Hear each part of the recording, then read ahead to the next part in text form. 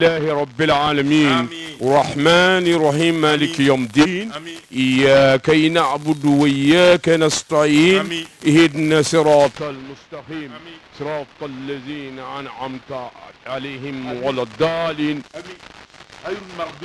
غير المغضوب عليهم ولا الضالين آمين.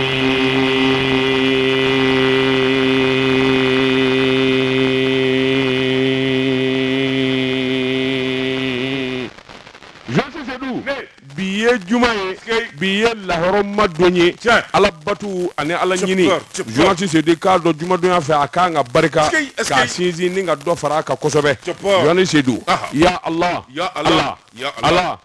allah allah e ko ange deli allah e ko anga iya fa deli allah e ko anga ikado anga majigi allah aminu beni jamane ngono minye mali allah anya majigi de allah wa anya deli ambe segi ki deli allah ambi sey kan dama kashila dama kashiro ta ona e ala kilingo deli ba wara ta mbolo e ala kilingo allah e minye nyeda Allah eminya lahrada meleken wurdane ni jine ani buna adamade eminya beda Allah iko yeni bela jele da Muhammadu ya Rasulullah koso sallallahu alaihi wasallam amba nyini fe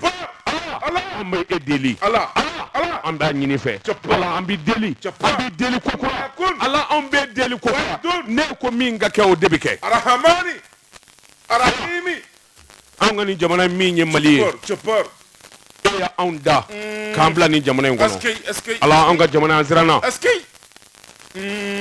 onda bali bana zirana ala kodama min dalembe ka jamana zegere ya allah ya ba bela ala ede bise ka wuli ka banga shuko ni dukse jate ala ito ka onyewa iko ki ka muhammadu kama ya rasulullah alaihi wasallam iko ke magani madina kama amin allah amin o ka qur'ana kama allah Allah on be shuni seliminge Allah misrakati mimbo Allah nya nyini fe ka ko kama ka nga jamana inkishi ka tanga amin amin ikayele mene amin nga jamana famaw ikayele mene yele mi asimi ko bu tayoro jan yele mi be kasbabu yo ka kili nyuma zoro dibi jugu mi be uni mato chew kafara amin asimi ko ta Allah hakili mandi anga jamana nyemo amin ika asimi tege magaya amin Allah ya Allah ya Allah ya Allah ya Allah ko de ma min bi jamana ngono koka ani jamana kono ala ede ba gudo do wallahi ala aguno fara eske bele manchade kola ala gudo fara ngai wuli bali ikanzu 3 eske ikanga jamana ja ala ikanguna ja kuna ngoya te mingo amin ya Allah ya Allah ya Allah amin Allah samya jibinefle amin anga senekela mogo be jila ami jinyuma ala jinyuma shura nguna ami nga journaliste sedu yani jinyuma kana engrais mu idama sama engrais ne o du dawa engrais journaliste sedu anga jamana senekela bi kashibi engrais te kuleledo engrais te ga bo fa be engrais te engrais boro ke ate dugu do be boro keme dugu do be boro tan foro kele yere foro kele do be hectare boro duru boro tan kele ma do bele dugu kele te mali panja mambe boro kele ma do ala itani gundo injira jamana basakela ashimna est-ce que engrais be na be wuli ka jomi ngi akoke engrais be Poutine bolo mu Poutine ibita fo Poutine amugo be yali Poutine ka engrais kana samia maban engrais do bateau kono irisi ka do kwaji kono ka boli kana do mobile ngono kasia ka se ko jila ko abi doni ngana tuguni gundo jugu min bala gundo min be angera kula ngana mu min bala shwani min bala ya allah amba kala make affaire min be angera kula amba kala made asimi de ta kalama wa bole fla kalama ni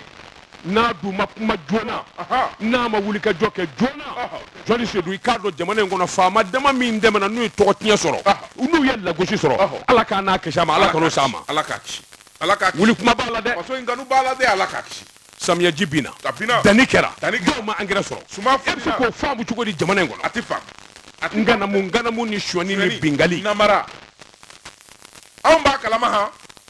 wallahi nyanya do na ya nyiniga amba fai ko kamale ni dobe ko to ni be mina ta ko ya ka konse o juni di juniora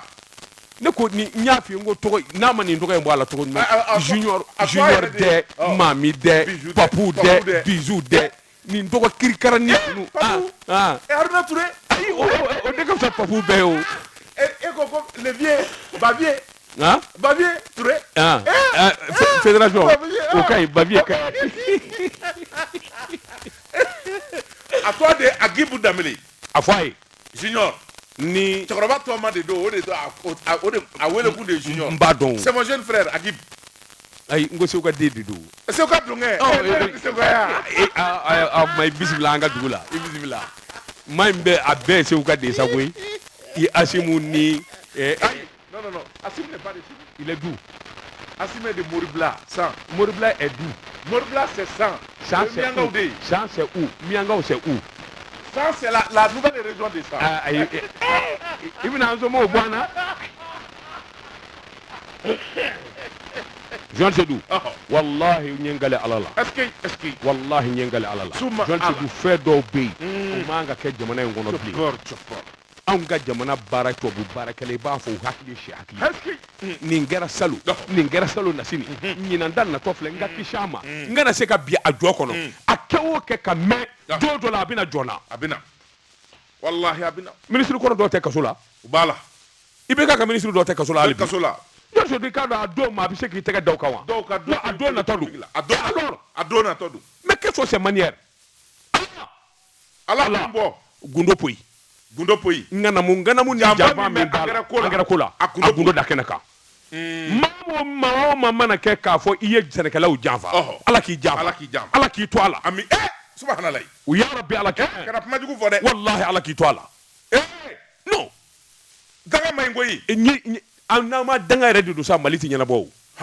I jago kɛla n'i bɛ angara janfa la ala k'i malo faama n'i bɛ angara janfa la ala k'i malo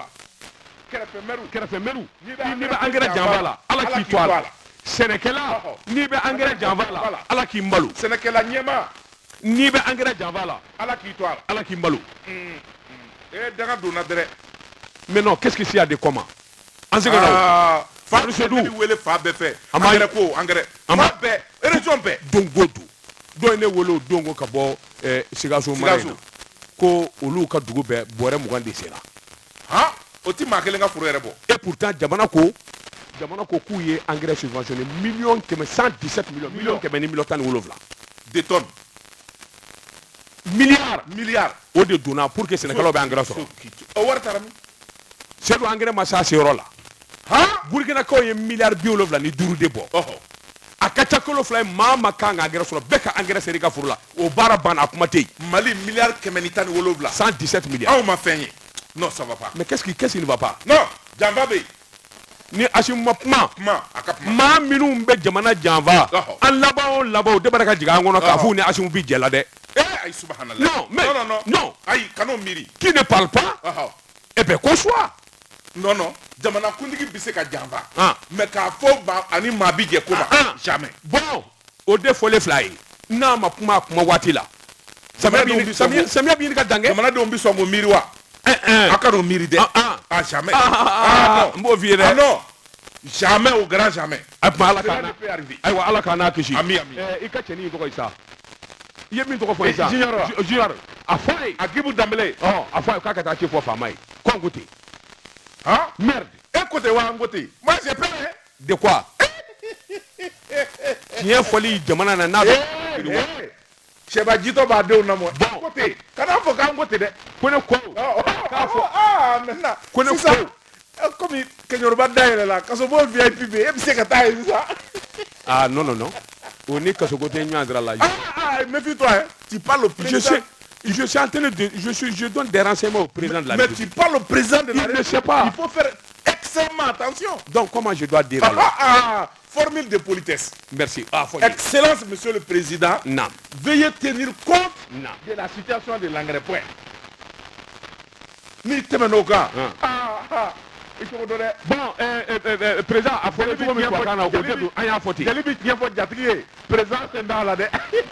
Seydou y'a fɔ cogo min tubabukan na n yɛrɛ y'a fɔ ten ɔhɔ awuzu bilahi mina shaitanir rajim اللهم صل على سيدنا محمد عبده ورسوله الله لا شريك له الله لا شريك له لا اله الا الله لا اله الا الله اشهد ان محمد رسول الله الله كان كنا جا الله كان كنا جا فاتحه الحمد فاتحه فاتحه الحمد لله رب العالمين Jeka pub kaka prefon la kodon. Roti kolo aye njima nam aye nechi ko ne kata misi wɛrɛ kɔnɔ misi min gadi ne yɛrɛ ko n ka juru minɛ ko kana di laji daba tunkara ma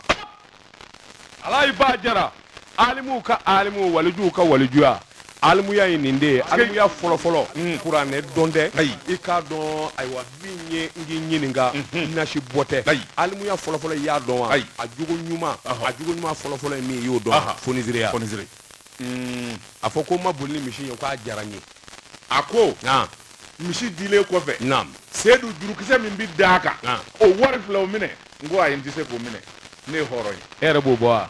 n ko a k'o to yen n ko ne yɛrɛ b'o bɔ i ye joli k'a juru ye batan bamanan bamanan i jɔyɔrɔ la ne ye kalanden de ye o misi mɛ min misi juru dira ne ma n y'a di mobilitigi ma a don m'o kun o bɛ ka Bamakɔ magɛn n'a ye misi belebele a fɔ Alaji Ba Jara ye ko ani ne karila ɲɔgɔn na sa ko den pasa n'a ba waati kurulen ko den pasa n'a ba ko ziyara kɛnɛ kan i bi maanifin finnen i b'a fɔ ko diden maanifin hali se dayɔrɔ t'i sɔrɔ k'a jara n'a taara yan fɛ kalandenw bɛ girin a yeli yɛrɛ y'a dama ko ye a fɔ a ye a ye juru don jelikɛ min na a saracogo ɲuman b'a kɔnɔ awɔ n b'a sara dɛ e kun tɛ se ka taa o ayi sabula kabi kilomɛtiri kelen i bɛ mobili de jɔ ka taama i sen la ne ko n ko ne ka jelikɛ a tɛ se ka nin taama kɛ n t'o taama ale taama man di o a man di ne ko i tora a ɲɛna ni maa o maa ye daba bɛ min i bɛ nin di daba ma k'a y'a di yan i y'u bɛɛ minɛ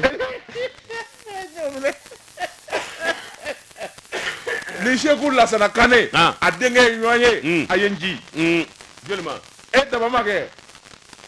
Seku Lasana Kane a denkɛ fɔlɔ a ye mun f'i ye ayi n k'a ye n ji e kɔrɔtɔ kun nam ni Safo Burama ye ɲɔgɔn ye o fana ye n ji ne ye maaw ye koyi i ye maaw ye ni Duwabugu maire Adama Tumani Jara o fana ye n ji ne ma wa o bɛɛ e ko ne laban bi kuma in t'a bila yan nin ji ka ca o nin ji ka ca dɛ ayiwa baasi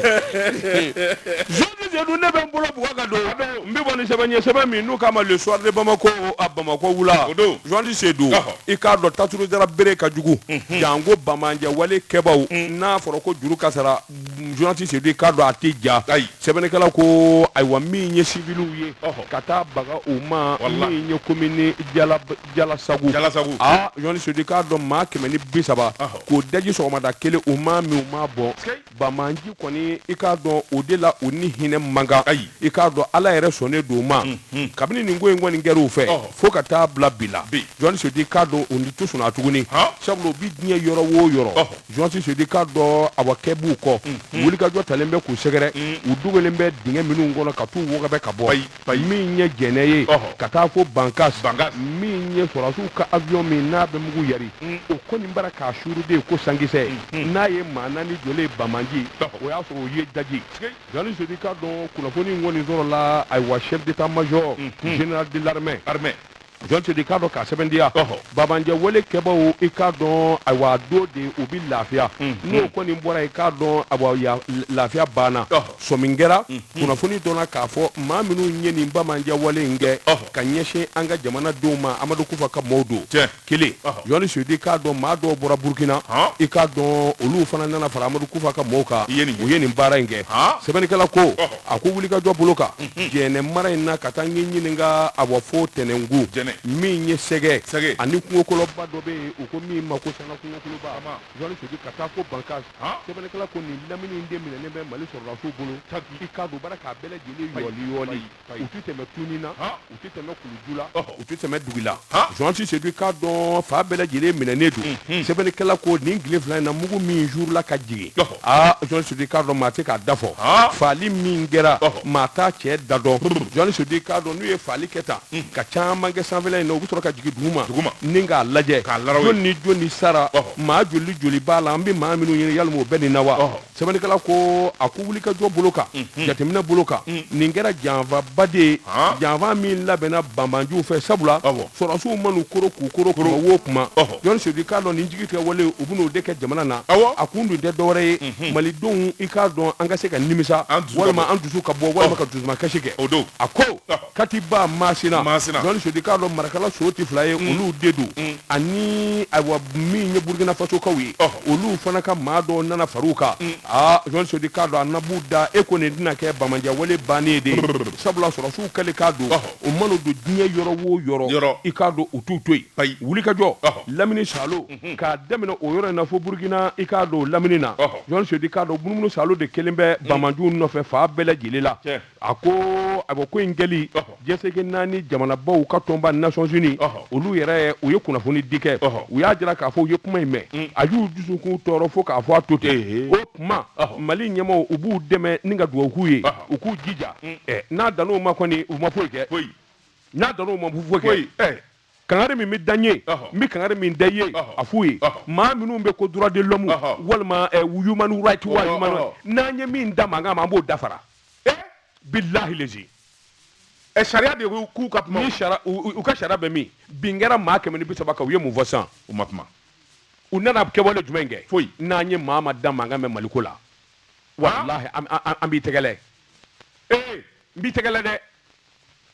ala k'an kunna nin kun ye sɛbɛn ye n ye min bɔ soir de Bamako kɔnɔ Bamako la dabatugara ne bɛ n tɛgɛ don min bɔ ni sɛbɛn ye an ko min ma le triomphe du Mali Mohamed Bassirou Seba Bamba ɲininikɛla don n y'a ka sɛbɛn ye a ko janjo ani tɛgɛrɛ kan ka fɔ Mali armée ye Mali armée min n'a bɛ ko gɛlɛnw ani kɛlɛbaw se ta a ko n'i y'an ka jamana ta k'a lajɛ sariya min n'o b'an ka jamana kunna n'o ye sariya sunba ye min dara février kalo tile 25 san 1992 o ko buna hadamaden ale yɛrɛ ye ɲama de ye la personne humaine est sacrée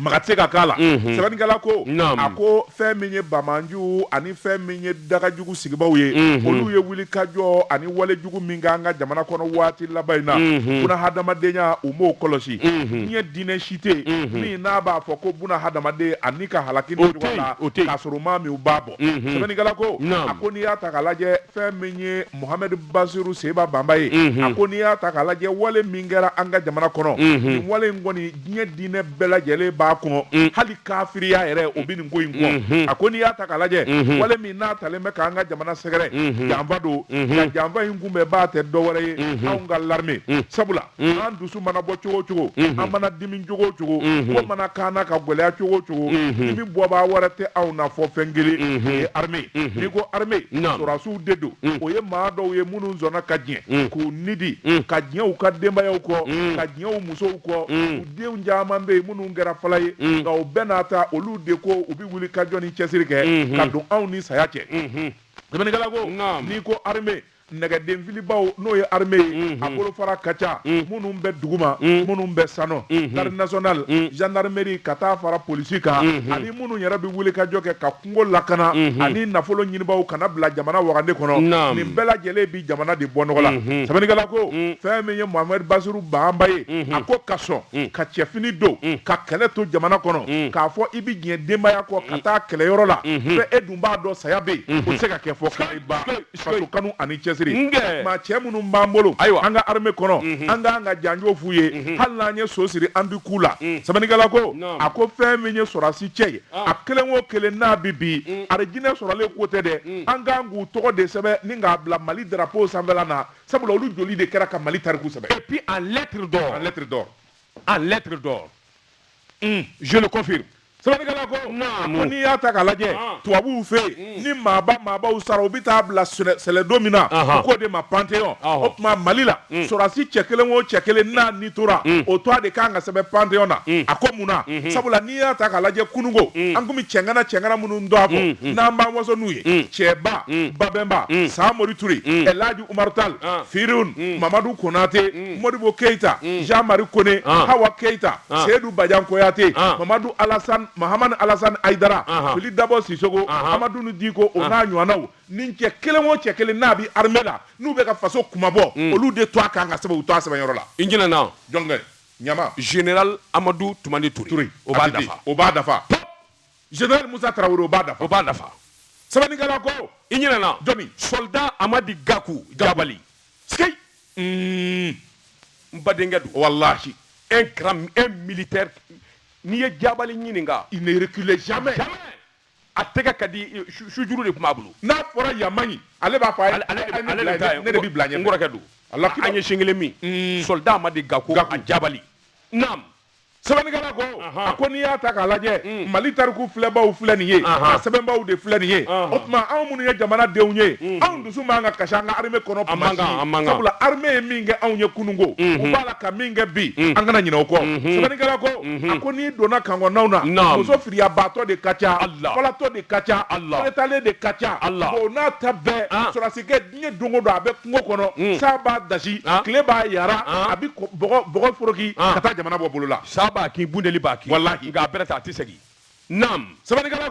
ko n'i y'a ta k'a lajɛ Mali armée a bɛ dabolo min ka bi maa kan ka nisɔndiya sabula kununko anw ka armée a kun janfara anw ka armée jigin dingɛ kɔnɔ a mago bɛ minɛn fɛn o fɛn na a kɔlɔlɔ bɛɛ lajɛlen la Mohamed Bazoum Seba Bamba ko an bɛ don min na ko bi ale m'a fɔ Mali armée jɔra ka kɛ kelen kelen ye dɛ nka ale kɔni ɲɛ bɛ min na ani baara min daminɛna wasa bɛ ka nalen dɔɔni dɔɔni Sabanikala ko a ko ni saya kɛra maaw de bi tɔɔrɔ wallahi an bɛ don min na ko bi an k'an ka armée tano ka taasi lu ye sabu u bɛ wuli ka jɔ ni jɔyɔrɔ min na don o don kun tɛ su fara tile kan ɲankuma Maliko banna Sabanikala ko armée min bɛ anw jigi kɔrɔ n'a bɛ wuli ka jɔ ni cɛsiri kɛ sanga ni waati a ko armée ɲuman don wa fɛn min ye jamanadenw ye u kan ka armée ko ɲuman dɔn u kɔ minnu bɛ yan ka hinɛw la k'u ko ɲuman dɔn jamana yɛrɛ bɛ wuli ka jɔ ni cɛsiri min na min bɛ se k'a to hinɛ ani jamana ka makari ka ta ka ɲɛsin u ma dɔ ka fara u kan kunnafoni filɛ nin ye an ye min zalo ka bɔ le triomphe du Mali kɔnɔ Mohamed Bazoum Seba Bamba ale ka nɔbila don Jɛ ka pib k'aw ka feerefɛnw lakodɔn nɛgɛ kanɲɛ 12 sera Bamako k'a fɔ jiginɛw ka bonyamasegin bɛ aw ye Jɛ ka pib k'aw ka feerefɛnw lakodɔn Daba Tunkara naam i bolo don Georges Sedou n bɛ bɔ ni sɛbɛn ye sɛbɛn min n'u k'a ma le soir de Bamako wula dimi ma don i la don min o don t'a bɔ don ye n'o tɛ dimi wɛrɛ na fara a kan Georges Sedou k'a dɔn wuli ka jɔ min ye Bankasi mara ye i k'a dɔn a dugu bɛɛ lajɛlen kun farala ɲɔgɔn kan waati la dusumakasi bolo kan Georges Sedou k'a dɔn faali min dara ka taa da u jɛɲɔgɔnw kan maa 100 ni maa 30 dɔw ka fɔ la Georges Sedou k'a dɔn min kɛra juin kalo tile 19 a kun ye dugudenw tɔɔrɔ fo ka tɛmɛ Georges Sedou k'a dɔn waati kɛra u kun ye tabale gosi foroba cakɛda fɛn o fɛn bɛ yen Georges Sedou a bɛɛ lajɛlen ka datugu mugu t'a la désobéissance civile i k'a dɔn ayiwa min ye polisiso gendarmerie Georges Sedou k'a dɔn administration fan o fan a bɛɛ lajɛlen ka datugu olu mugu t'a la o kuma jamana kuma yɛrɛ walima Mali kuma o tɛ fɔ u ka dugu la bilen olu kɔni dusu kasira wa u ka dusukasi u b'a jira ni nin de ye sɛbɛnnikɛla ko ba ɲumankɛw ani hakili ɲumanw u ka préfet ani dugu kɔnɔ maaba minnu bɛ yen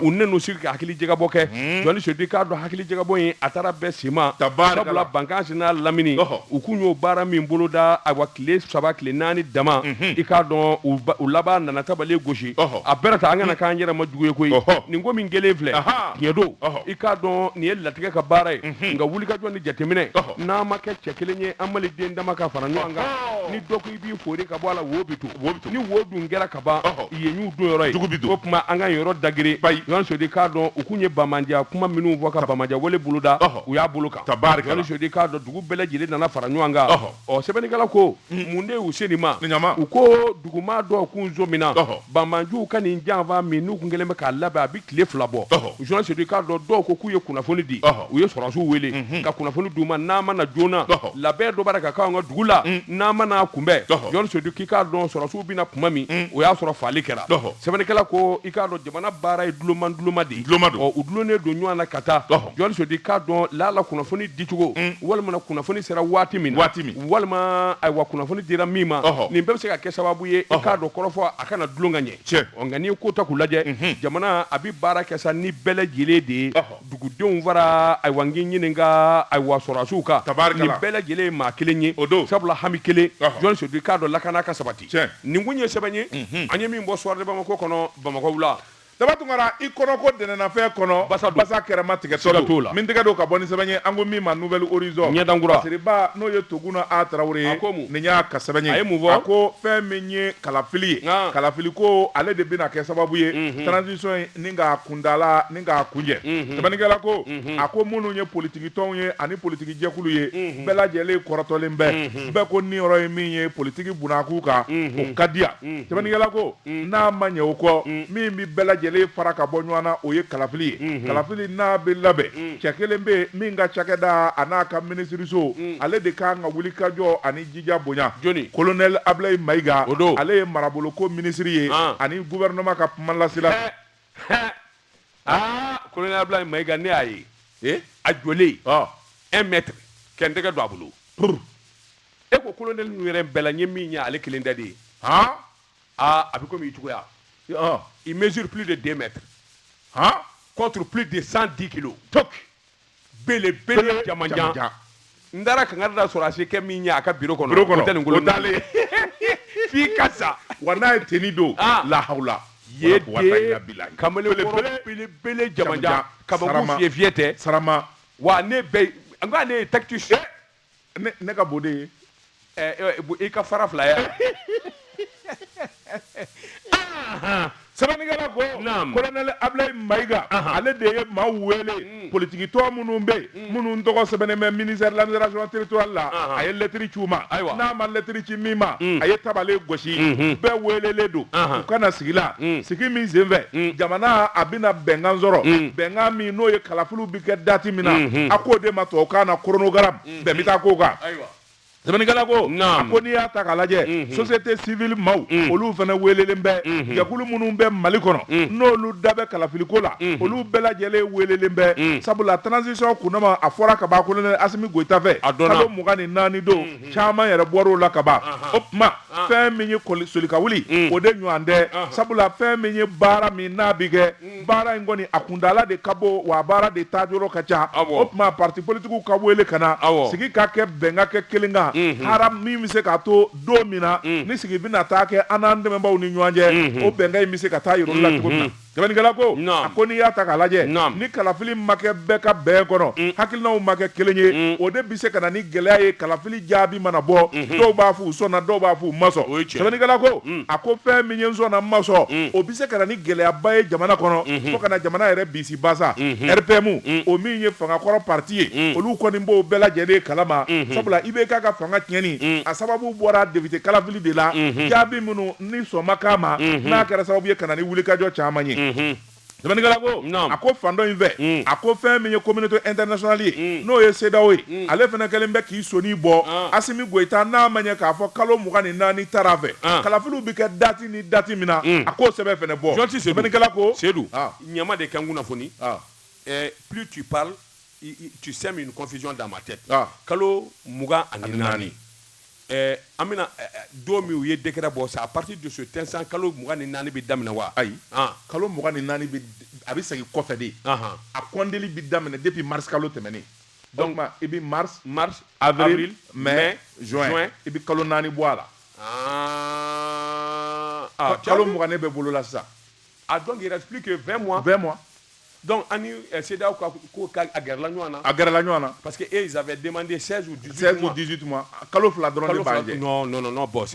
c'est très bon voilà il paraît k'a fɔ c'est maintenant que je réfléchis là-dessus non c'est ça tu as compris i kalannen don i ye n faamuya bi e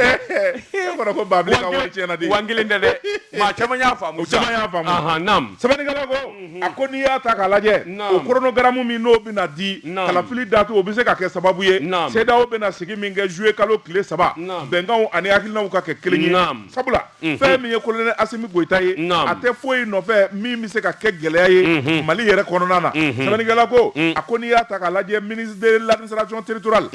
décentralisation porte-parole du gouvernement colonel Ablaye Maïga ale kɔni bɛna baara bɛɛ lajɛlen de kɛ sa min bɛ se k'a to nin baara ninnu ka sabati sabula kabi bandaw tile ale ye wuli ka jɔ kɛ a bɛ nin cakɛda in na minɛn ma dajɛgɛ a bolo don kelen ji sɛbɛnnikɛla ko conseil des ministres min tɛmɛna araba don n'o bɛnna juin kalo tile 22 ma san 2022 fɛn min ye baara minnu kan ka kɛ koronunkaramu nasira in na o baaraw kɛra hali préfet ani sous-préfet minnu bɛ yen n'olu kan ka wuli ka jɔ kɛ administration bɛ se ka segin cogo min ka taa kalafili baaraw labɛn o sous-préfet a bɛ se maa 100 ni kɔ ma o bɛɛ lajɛlen bilara jɔyɔrɔw la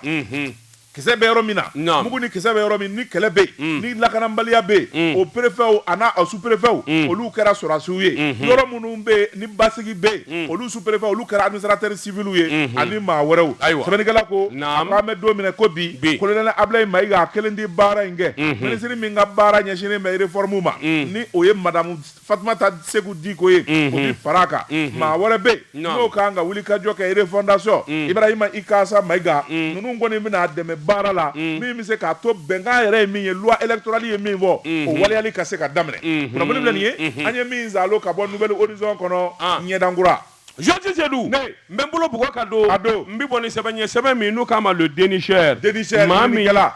sɔgɔbɛlikɛla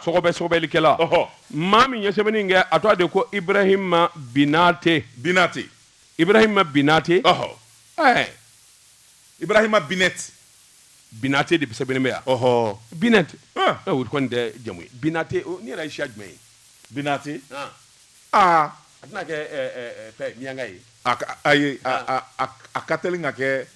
bozo de ye walima Dafin Georges Sedou nama Binate ko a k'i k'a dɔn sɛnɛ yiriwali ani sɛnɛ ɲɛta jamanakuntigi kɔni a bara k'i seko kɛ Georges Sedou i k'a dɔn colonel Assimi Goïta min ka bɔli man diya nka a y'i sogo doni ni ka taa Manden kɔnɔ Georges Sedou i k'a dɔn sɛnɛkɛla ka don kɛrɛnkɛrɛnnen o bi sɛbɛntiya awa ni dabadi de ye tracteur min ye tubabu daba ye o den 225 ka t'o di sɛnɛkɛlaw ma maa minnu sugandira Georges Sedou i k'a dɔn a kun ɲɛfɔlen don i k'a dɔn i bɛ sugandi cogo min na olu bɛɛ lajɛlen sɛnsɛnlen kun don k'a kɛrɛnkɛrɛnya kɛnɛ falen kun don sabula premier ministre ani ministres olu dɛfalen kun bɛ kɛnɛ kan min ye katikaw ka préfet o kun bɛ kɛnɛ kan dugu o dugu n'a bɛ Manden Georges Sedou a dugutigi bɛɛ lajɛlen y'a kanu ni ka ye kɛnɛ kan dugu 25 commune Georges Sedou e ko préfet tun bɛ yan Kati préfet kun bɛ kɛnɛ kan Haruna Jara préfet ɲuman ale ye Kati dilan a bɛ ka Kati redresser sisan de i t'i bɔ ne kunna n'i ka daja kuma ye wa mais je suis de Kati alors je t'informe merci Georges Sedou i k'a dɔn a wa wulikajɔ bolo kan ni jateminɛ sɛbɛnnikɛla ko nin tracteur minnu filɛ nin ye ka di sɛnɛkɛlaw ma jamana de ye wari bɔ wari min bɔra o de ye i k'a dɔn 100 o 100 jamana ye 50 burun ka bɔ a wari la walasa tracteur ninnu ka se ka sɔrɔ nɔgɔya la Georges Sedou i k'a dɔn a ko maa minnu sugandira sabula min ye a wa Kulukɔrɔ gouverneur ye i k'a dɔn o fana kun bɛ kɛnɛ kan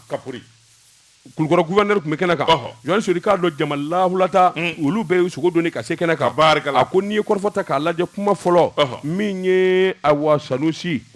Buya Sila ale de ye sɛnɛkɛlaw ka ɲɛmaa ye Georges Sedou k'a dɔn ale ye kɔrɔfɔta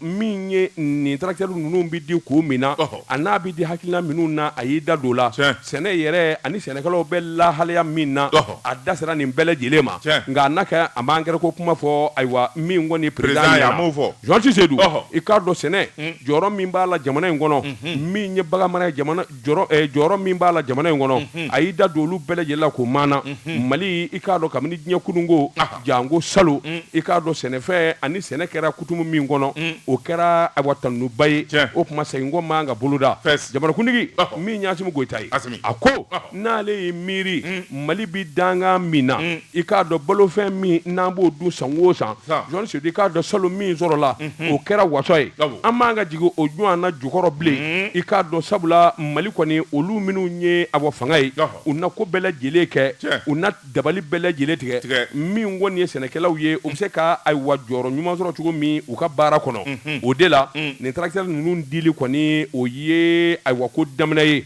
min ye wulikajɔ ni jateminɛ ye i k'a dɔn a bɛna ayiwa hakilila di kɛ gouvernement ma fɛn o fɛn de bɛ yen min kan ka kɛ sababu ye sɛnɛkɛla bɛ lafiya sɔrɔ cogo min i k'a dɔn don a ka foro kɔnɔ a ko a n'o dabali tigɛ o kuma jamanakuntigi kɔni a y'a jira sa k'a fɔ fɛn o fɛn n'o de bɛ yen k'o dogolen don walima n'o bɛ se ka kɛ sababu ye ka sɛnɛ nagasi i k'a dɔn u na dabali tigɛ maa o maa n'o yɛrɛ o ko la ayiwa a fɔlen fila ye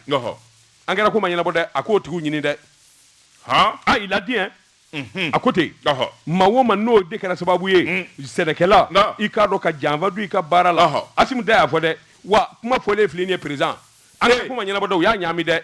i tɛ an kɛra ko in nɛmɛ Asimi dusu ka teli a bɛ dɔ kunci ɲina dɛ a fɔ kun y'o de ye o a bɛ dɔ fa dɛ Salon le même problème Salon na sini le même problème min dar'o kan il y a 10 ans le même problème mais pourquoi ça continue président dusu ka teli koyi a fɔ kun y'o de ye o n'a ma dɔ a tɛ mana commando don a tɛ kulonkɛ la dɛ n'a ma dɔ da joli la wallahi a bɛ bɛlɛ kɛ dɔ kɔnɔ ɲina dɛ je ne suis pas satisfait Johnson Jedou a y'a jira k'a fɔ bɛɛ k'i jija Mali transition caman ɲɛ fanga don bɛɛ lajɛlen n'a joli ka kan maa o maa i bɛ fan o fan bɛɛ lajɛlen k'i banba i ta fan a ko dabali ni fɛɛrɛ bɛɛ lajɛlen bɛ tigɛ fɛn o fɛn n'o ye gɛlɛya ye Johnson Jedou k'a dɔn min kɔni mana dɔn o bɛ furan ka bɔ jamana kɔnɔ nin kun ye sɛbɛn ye an ye min bɔ le dénicheur kɔnɔ a ka bi bɔli la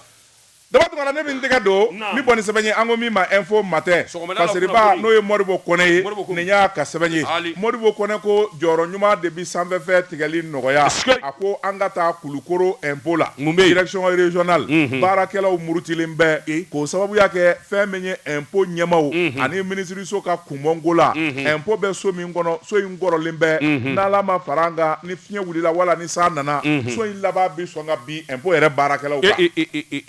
tiɲɛ yɛrɛ la o man kan sɛbɛnnikɛla ko a ko alamisa don juin kalo tile 13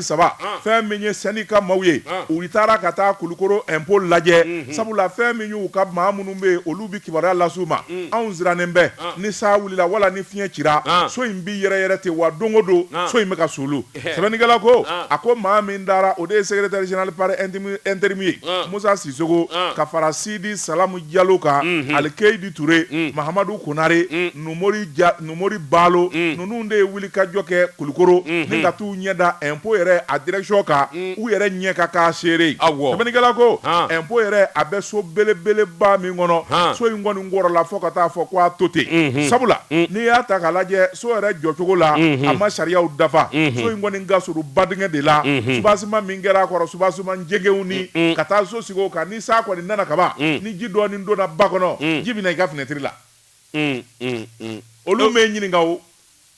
kɔdingɛ jɔli olu tun kan ka na e ɲininka de o kɔdingɛ jumɛn kɔdingɛ min jɔ Korofina yan i y'i tugu k'a jɔ ye e ka subasima maa sɔrɔ i kundama na u nana o don u ye fɔ a kɛ so min kan kɛ o don u nana tɛrɛ bilenman cɛ u m'a ci fɔlɔ ne k'u k'a ci k'a bɔgɔ ci ka taa u nana tɛrɛ bilenman k'an ka yɔrɔ in kan Korofina yɔrɔ in na ye journaliste Zelu ne ye tɛrɛ bilenman y'a kan ye ne ka yɔrɔ in bilenman in n'u kɔni y'a ci o yɔrɔ la soko banna wa o ye soko bannen ne y'a ye o a tɔ min bɛ to o tɛ hali a cɛ a cɛmancɛ la dɛ walahi mètre 5 ne bɛ to yen ni carré cɛ mètre 5 wa ne ko n ko bi fara carré kan non moi il va me rester 3 mètres an y'a mesurer il me reste 3 mètres et so bɛ don o kɔnɔ bilen yan